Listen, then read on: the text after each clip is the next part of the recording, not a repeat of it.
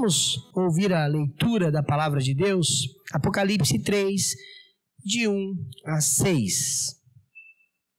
Ao anjo da igreja em Sardes, escreve estas coisas. Estas coisas diz aquele que tem os 7 Espíritos de Deus e as 7 estrelas. Conheço as tuas obras, que tens nome de que vives e estás morto. Sê vigilante e consolida o resto que estava para morrer, porque não tenho achado íntegras as tuas obras na presença do meu Deus. Lembra-te, pois, do que tens recebido e ouvido, guarda-o e arrependa-te. Porquanto, se não vigiares, virei como ladrão, e não conhecerás de modo algum em que hora virei contra ti. Tens, contudo, em Sardes, umas poucas pessoas que não contaminaram as suas vestiduras e andaram de branco junto comigo, pois são dignas. O vencedor será assim vestido de vestiduras brancas, e de modo nenhum apagarei o seu nome do livro da vida. Pelo contrário, confessarei o seu nome diante de meu Pai e diante dos seus anjos. Quem tem ouvidos, ouça o que o Espírito diz às igrejas. Semana passada, nós falamos de uma espiritualidade de aparência. Sardes, uma igreja da Ásia, que é descrita por Jesus como alguém que está vivo. Mas na verdade, alguém que parece estar vivo, mas que na verdade está morta. E nós abordamos que é possível estar morto, mas ter uma boa aparência. Até citei o exemplo de uma arte chamada taxidermia, que é empalhar animais, cobrir a pele de animais que morreram, para que eles pareçam que estejam vivos, vibrantes.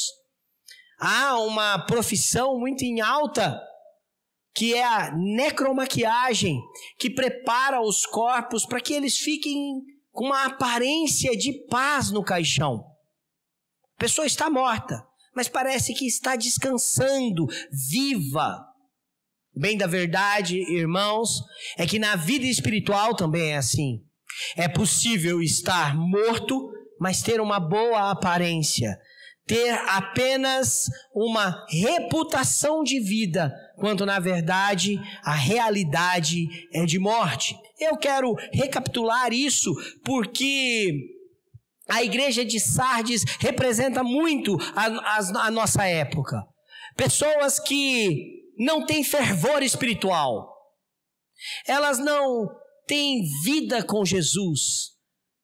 Pessoas que não vivem na integridade. O versículo 2, se o Rafael puder colocar, você vai ver que Jesus está fazendo uma denúncia, porque não tenho achado íntegras as suas obras na presença do meu Deus. E quando falta integridade na vida de alguém, falta tudo, ainda que exista religiosidade, como era o caso de Sardes. Sardes era uma igreja, manteve os seus cultos, as suas reuniões, os seus dízimos, as suas santas ceias e batismos, mas não havia integridade na vida daquela igreja. Ela estava morta, mas aparentando estar viva. Eu até coloquei uma frase que é do Billy Graham. Lembra disso semana passada? Se bens materiais são perdidos, nada se perdeu. Se saúde é perdida, pouco se perdeu. Mas se você perdeu o caráter, perdeu tudo, não resta mais nada. As pessoas do nosso tempo estão como a igreja de Sardes, mortas. Muitas delas mortas, mas com uma aparência de vida. Não havia oposição àquela igreja. Aquela igreja não incomodava ninguém. Ela não incomodava os judeus e não incomodava os pagãos. Ela vivia de paz com todo mundo. Segundo William Hendricks, aquela paz que todo defunto desfruta num cemitério não incomoda mais ninguém. Uma paz de cemitério não reflete vida, porque ela não pregava e não vivia o autêntico evangelho, porque ela se misturou com o mundo pagão e idólatra de suas festas, de seus ritos. Ela não incomodava aquela cidade. Por isso, meu irmão e minha irmã, não conduza a sua vida com taxidermia espiritual. Não tenha apenas a aparência de que tudo está bem, você está saudável espiritualmente, quando na verdade você está morto. Domingo passado eu falei de casamentos que estão assim, que no Facebook e no Instagram são perfeitos, mas na realidade estão mortos. Relacionamento profissional e tantas outras coisas. O segundo ponto que eu quero relembrar para os irmãos é que há uma advertência negativa também. A primeira era negativa, a segunda também é: não tenha Deus contra você. Pastor, isso é possível? Vir contra a minha vida? O versículo 3 diz assim: lembra-te, pois, do que tens recebido e ouvido, guarda-o e arrependa-te. Porquanto se não vigiares, virei como ladrão, e não conhecerás de modo algum que hora virei contra ti. Jesus está escrevendo uma carta para aquela igreja e dizendo: eu virei contra vocês, se vocês não se arrependerem. Não queira Deus como inimigo.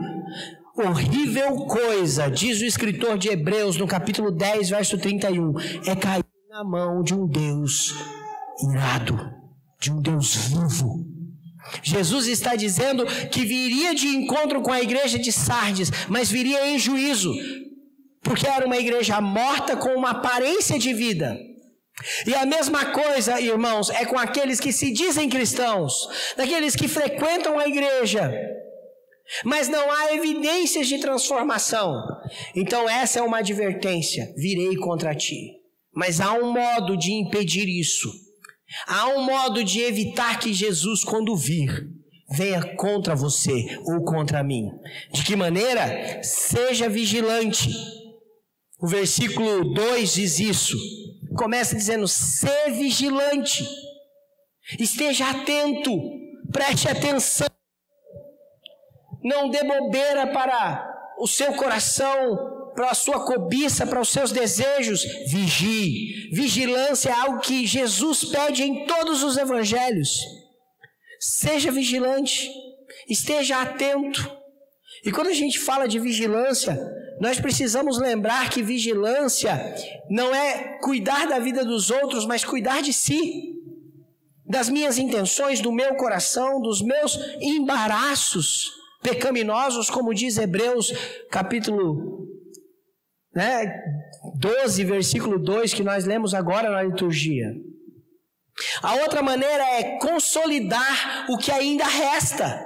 O versículo 2 diz: consolida o resto que estava para morrer. Olha, ainda tem algo aí, consolida. A palavra consolidar está para fortalecer, fortalece aquilo que está fraco. Tem gente que quando tem uma coisa fraca quer terminar de enterrar. O casamento está fraco, está morrendo. A pessoa quer terminar de matar. Consolida, fortalece o teu casamento. Os seus filhos estão com problemas. Você larga a mão, abandona, cansa, estressa com eles. É hora de consolidar. Sua vida profissional, sua vida espiritual. Talvez você esteja cansado da sua vida espiritual, pensando em desistir da fé, da caminhada cristã, de congregar uma igreja. Saiba você que a maior parte das pessoas frustradas espiritualmente abandonaram a igreja e se consideram desigrejados por frustrações com pessoas dentro da igreja, com falhas da igreja. Então mataram a sua vida espiritual. Jesus está dizendo: consolida o que ainda resta. Consolida, fortalece. Jesus pede para que a igreja lembre do evangelho. Lembra-te. Não é isso? Versículo 3. Lembra-te do que tem recebido, o evangelho, a palavra de Deus.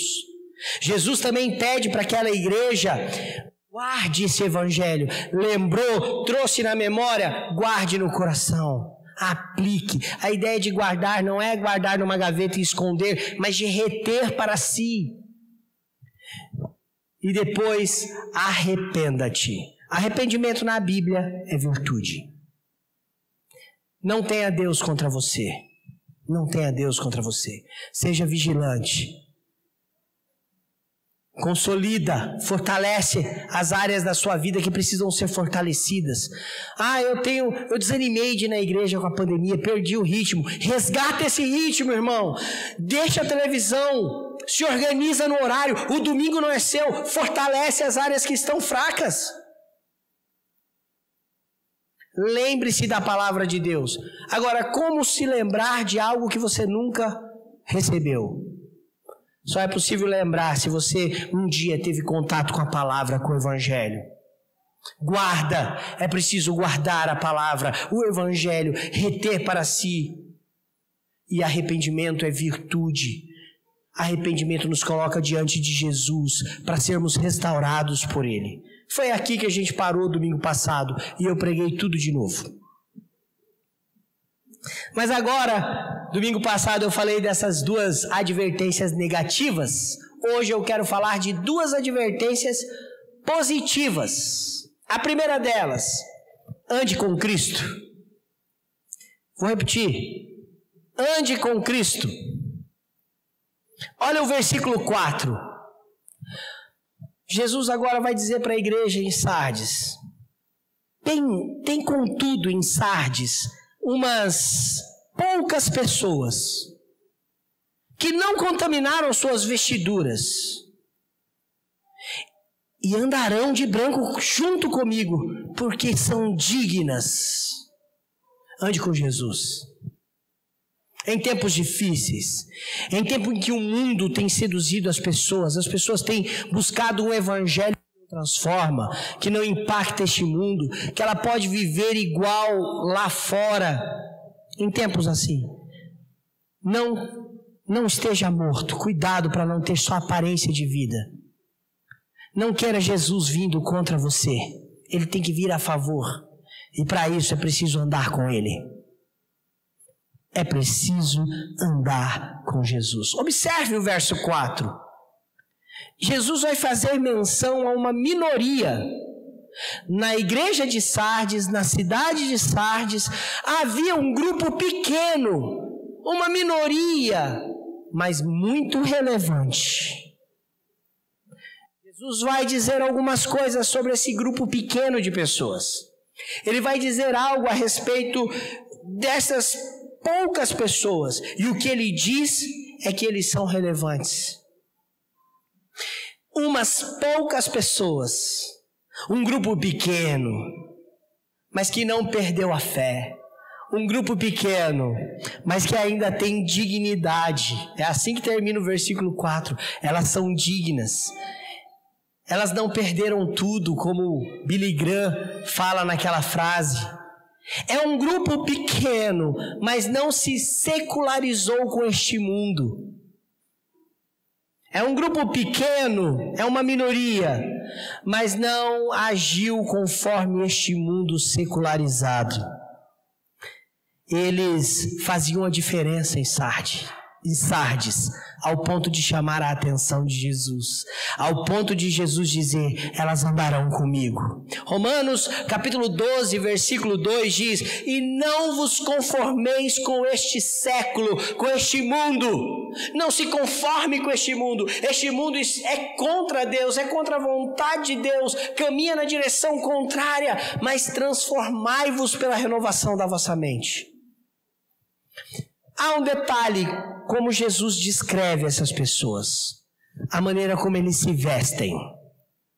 A Carla Sbaes está aqui, nós temos outras irmãs também, a Ivanilde, a Leila Esper, que poderia nos dar dicas de moda aqui, com certeza, né? Seria o pastor, acho que precisa de um personal styler, sabe? Porque eu sou meio bregão para me vestir, né? Tem dia que eu ponho a roupa para vir na igreja e a Andréia fala assim, mas você vai assim? Mas Jesus, ele observa e fala algo sobre como as pessoas que andam com ele se vestem. É representativo? É simbólico? Vamos ver? O versículo 4 diz que essas pessoas que caminham com ele são poucas, mas elas não contaminaram as suas vestiduras. As roupas delas não estão contaminadas. Que interessante isso, né? Sabe, vestes aqui, roupas, tem um caráter simbólico. Vestes e roupas no Apocalipse simboliza conduta espiritual e conduta moral. O livro de Apocalipse é um livro simbólico. Então, Apocalipse significa, quando fala de vestes, de roupas, está falando um pouco da conduta, do caráter espiritual, do caráter moral daquela pessoa. São uma minoria, mas eles não estão contaminados espiritualmente. Eles não estão contaminados moralmente por este mundo. Que bonito isso, não é? Como isso é importante para a nossa vida hoje, irmãos. Que vimos a igreja, que amamos a igreja, que lutamos para manter os nossos cultos. Foi uma luta voltar a fazer culto presencial, por vários motivos. Nós amamos estar aqui, mas é possível que muitas vezes na nossa caminhada nos distraímos com este século, com este mundo, e as nossas vestes ficam contaminadas com este mundo em que vivemos. Kistemacher, um teólogo, diz que eles não foram manchados pelo pecado de Sardes, pela vida pagã, do adultério e da idolatria. Eles não minaram a mensagem do Evangelho.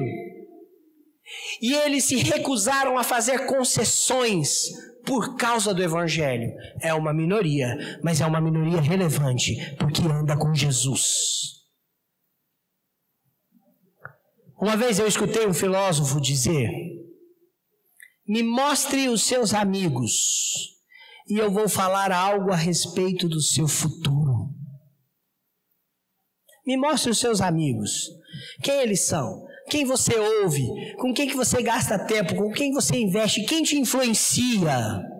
Com quem você anda? Eu quero te falar um pouco sobre o seu futuro. Ande com Jesus. Mesmo que isso faça você caminhar com a minoria, mesmo que isso faça você caminhar com poucos, mas poucos que não estão contaminados. O Evangelho nunca foi de multidão. O Evangelho nunca foi sobre muitas pessoas.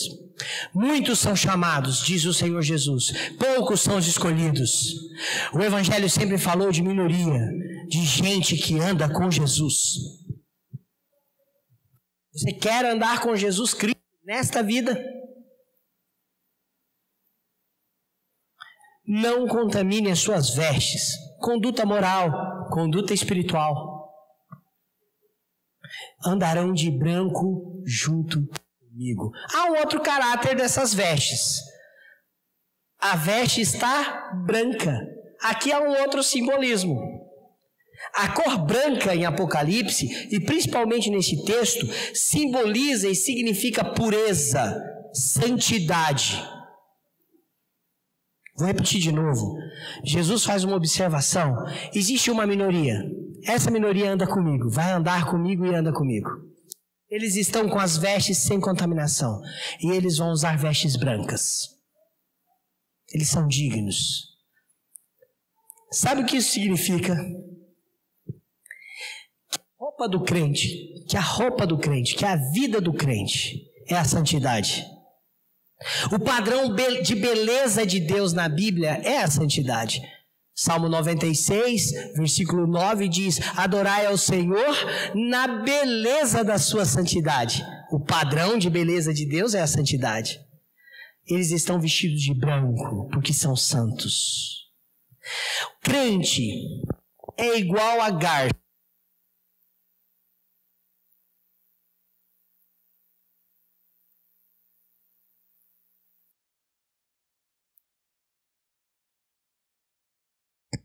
Vou trocar de microfone e vou falar mais baixo, porque esse microfone não estava preparado para mim. Eu usei o microfone sem fio porque eu sou teimoso. Falei, não falhou nenhuma vez, vou usar ele.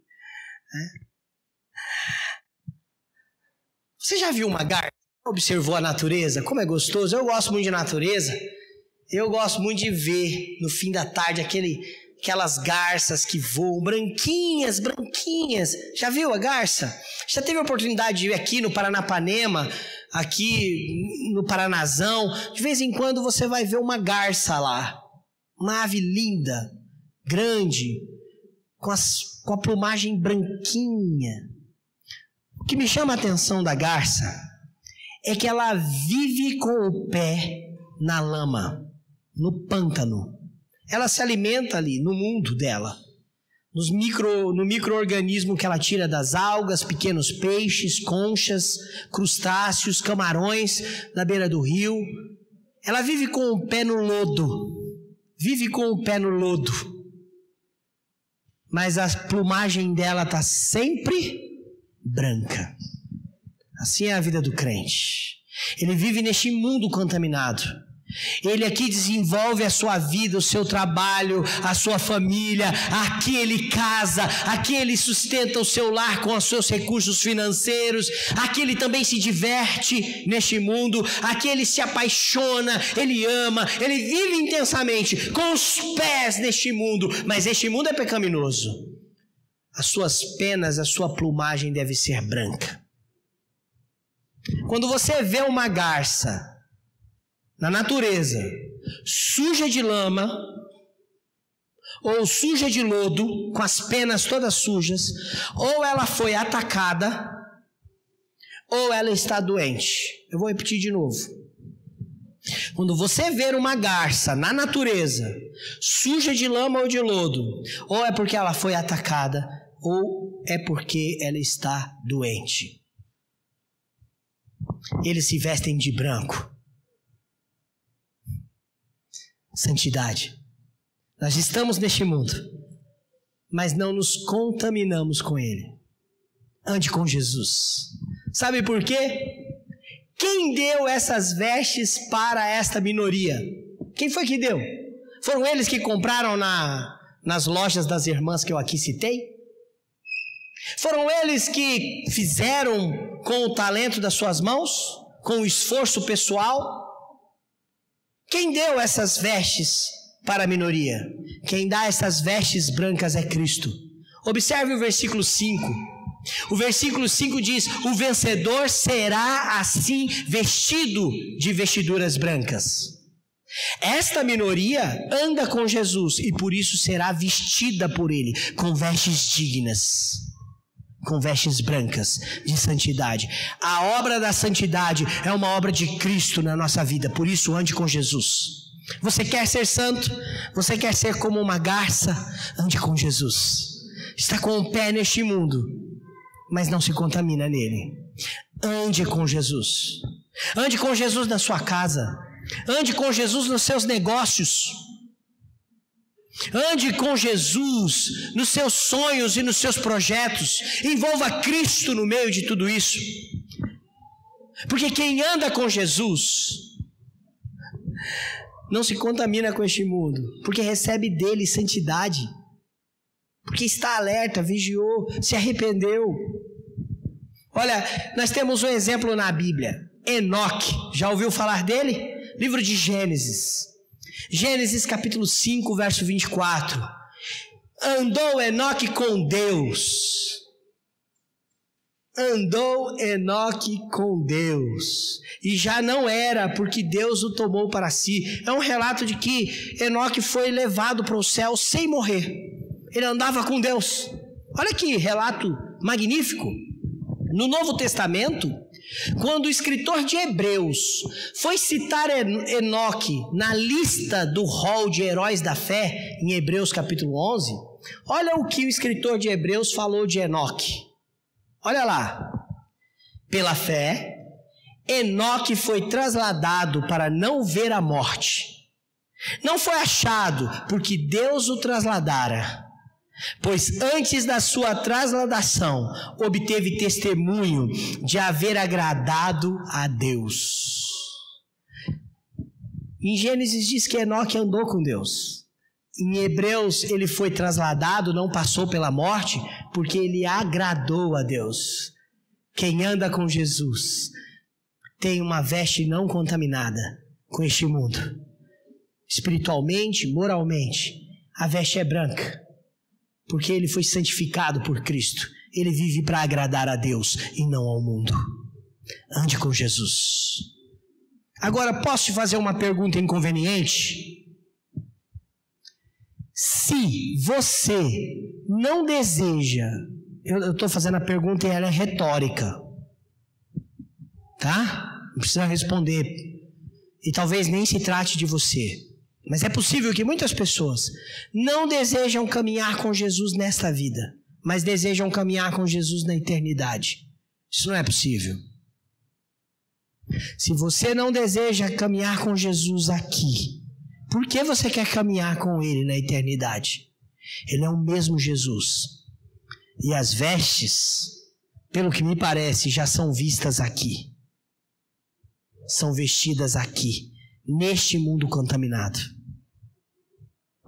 Bom, falei que eram 2 advertências positivas. Ande com Jesus é a primeira. Segunda, Jesus é o autor da salvação e da vida. Jesus é o autor da vida e da salvação. Observe o versículo de número 1.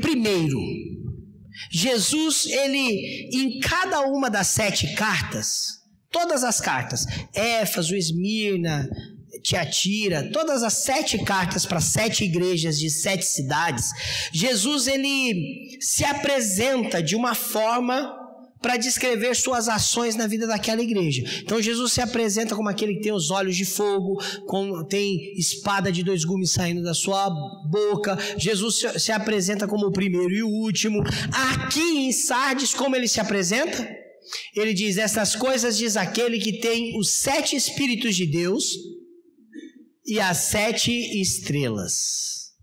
Jesus está se apresentando. Quem é que está mandando essa carta para vocês? Igreja de Sardes. Quem está mandando a carta é aquele que tem os 7 Espíritos do trono de Deus e tem as 7 estrelas. O que isso significa? Nós já vimos isso no capítulo 1. Significa essa menção dos 7 Espíritos, que o 7 é um número que tem muito significado em Apocalipse. Ele não é literal, ele representa algo. Ele representa completude, universalidade, inteireza. Por exemplo, por isso é 7 igrejas, porque são 7 igrejas da Ásia, mas que representam todas as igrejas de Cristo. Não é isso? 7 anjos, todos os anjos. Aqui a menção de 7 espíritos não é porque existam 7 espíritos de Deus. O Espírito de Deus é uma pessoa, faz parte da Trindade, e aqui ele está sendo representado como o Espírito Santo que é pleno na vida da igreja. Escreve aquele que tem o Espírito pleno na vida da igreja. O Espírito Santo é pleno, completo na vida da igreja. É este que escreve para essa igreja. E depois ele diz: e aquele que tem as 7 estrelas na sua mão direita. A gente já viu no capítulo 1 que as 7 estrelas são os anjos da igreja. Pode perceber em Apocalipse que cada carta é endereçada ao anjo da igreja, aqui no caso ao anjo da igreja em Sardes, mas todas as cartas vão receber esse começo: ao anjo da igreja em Éfeso, ao anjo da igreja em Filadélfia, ao anjo da igreja em Tiatira. Quem são esses anjos? Esses anjos são os mensageiros designados para proclamar a palavra naquela igreja. Então o anjo de Sardes, por exemplo, é alguém que foi o mensageiro de Deus para proclamar, para ensinar a palavra que Jesus mandou. Olha que tarefa interessante. Jesus está dizendo que ele tem o pleno Espírito de Deus, mas que ele também tem em suas mãos quem entrega a mensagem. Quem está entregando a mensagem pertence a ele. E esta mensagem é a mensagem do Evangelho. Esta mensagem é a mensagem de salvação. Por isso, meu irmão e minha irmã, este é um símbolo muito bonito, muito relevante e muito importante. Jesus é o autor da vida em Apocalipse. Ele proclama a mensagem e com o seu espírito pleno, ele faz com que a igreja viva. Estas figuras apresentam a ação de Jesus na vida daquela igreja. Através da pregação da palavra fiel, porque o anjo está na mão de Jesus. Ele é dono do anjo, do mensageiro, que traz a mensagem. Então, através da proclamação da mensagem do Evangelho, o Espírito Santo gera vida e salvação. Olha só, irmãos, o Evangelho de João. Jesus teve uma conversa com um homem chamado Nicodemos. Capítulo 3 de João. E Nicodemos chega para Jesus e fala: mestre, o senhor é bom. E Jesus fala: olha, Nicodemos, não se engane, é preciso nascer de novo. É preciso nascer de novo. Como isso é possível? Respondeu Jesus: em verdade te digo, quem não nascer da água e do Espírito não pode entrar no reino de Deus. O que é nascido da carne é carne, o que é nascido do Espírito é Espírito. Não te admires eu te dizer, importa-vos nascer de novo. O vento sopra onde quer. Ouves a sua voz, não sabes de onde vem, nem para onde vai. Assim é todo aquele que é nascido do Espírito. O Espírito Santo de Deus é retratado por Jesus como o vento. E o novo nascimento aqui, a vida do novo nascimento, nascer de novo, é identificado como salvação. Esta é uma obra do Espírito de Deus, e ele faz isso através da mensagem do Evangelho. A pergunta é: eu tenho recebido esta mensagem de Jesus? Eu tenho acolhido? Lembra que ele fala: não quer Jesus contra você? Guarde a palavra, lembre da palavra. Este evangelho chegou até mim.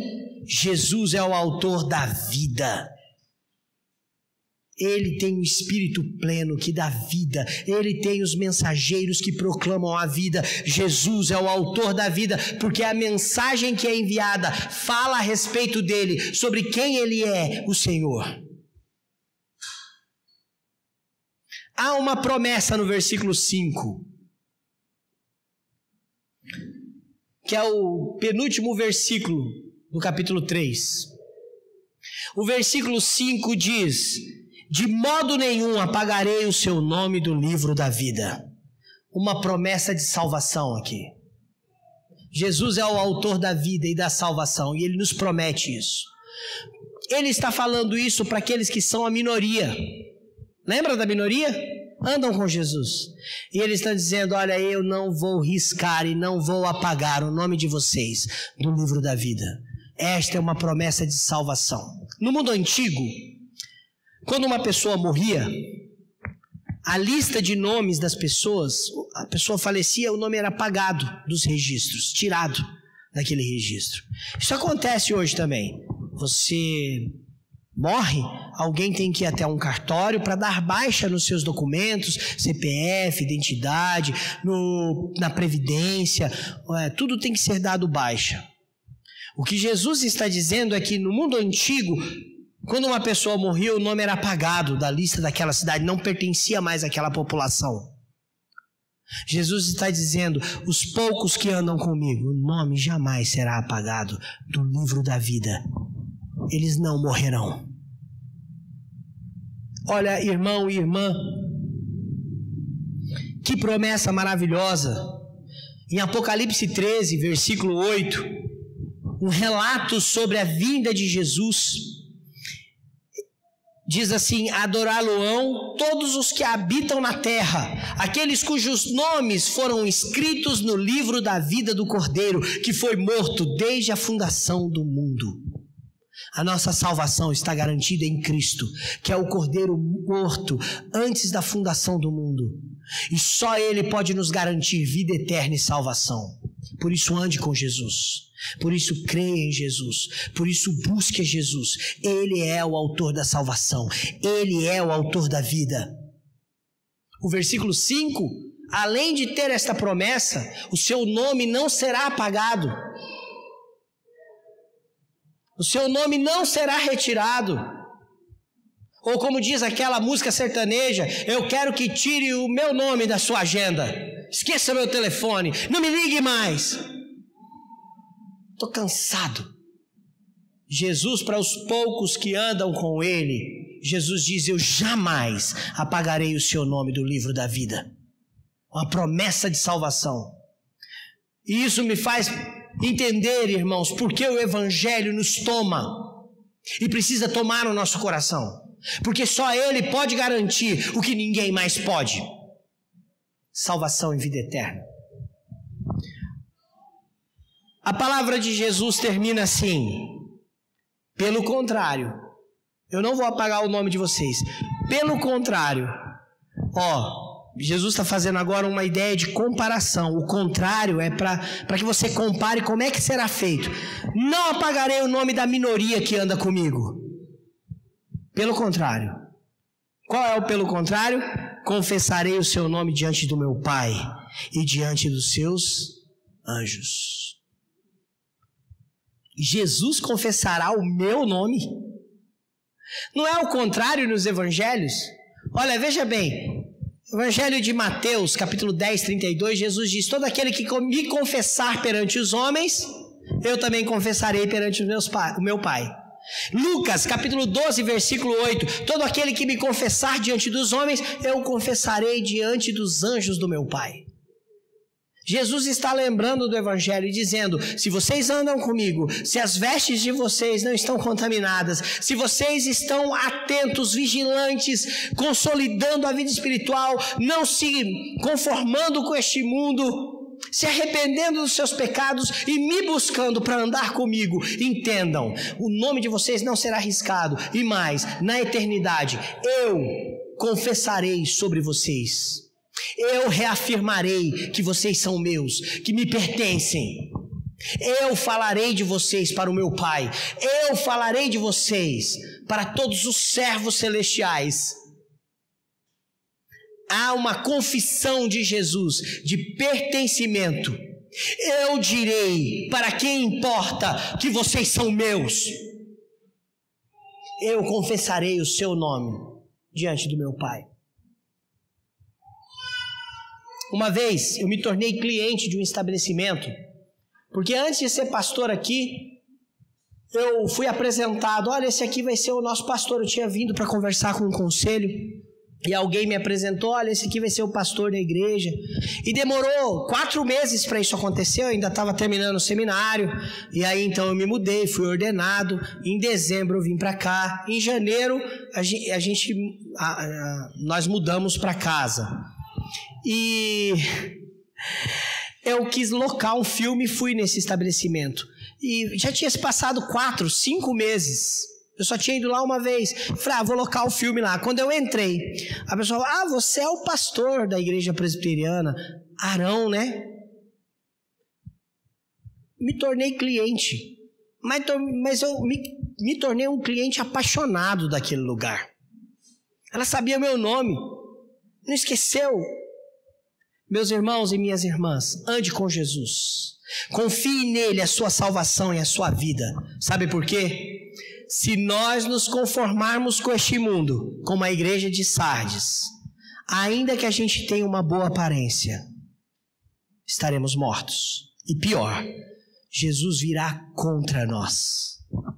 Mas para aqueles que andam com ele e que as suas vestes não se contaminaram, seu caráter espiritual e moral, eles vivem em santidade, eles buscam o autor da salvação. Para estes o evangelho conduz à eternidade. Numa sociedade secularizada, pela morte do pecado, num mundo contrário a Deus, nós precisamos viver o evangelho que dá vida verdadeira e vida plena, porque vem do Espírito, para então nós andarmos com Jesus.